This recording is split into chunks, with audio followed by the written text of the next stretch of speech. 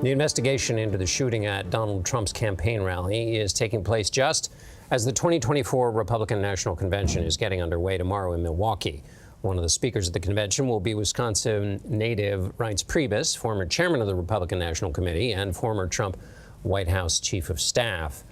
Reince, it's good to be with you again in this crazy moment. How have things changed already on the ground there? Well, I mean, certainly people are stunned, grateful that the president, is safe, but also, it's a sad day for the people hurt. And I think it's just a sad day to know that there are people out there that they don't care about their own life. They don't care about other people's lives. And, for the most part, though, the president is strong. He's unwavering. And as chair of the host committee here in Milwaukee, our intention is to move forward as planned.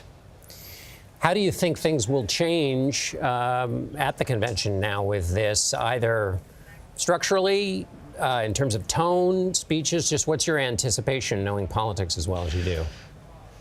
Yeah, well, I mean, the events so far that we're actually responsible for are moving forward as planned. As far as the programming, the speeches, how this is going to change, all of that, that's going to be something the Republican National Committee and the Trump campaign will deal with. I mean, so far, though, I think, the president's attitude has been resilient and unwavering, and I expect, just based on my own instinct, not based on what he or anyone else told me, I would expect this convention is going to be epic. It's going to be unified. I think people are going to be even more resolved to work together to move forward, and perhaps more reflective among all of us who talk on television and speak with each other, and maybe that's a good thing, obviously, as well. So I think that there's a lot of emotion going around, John, and a lot of reflection.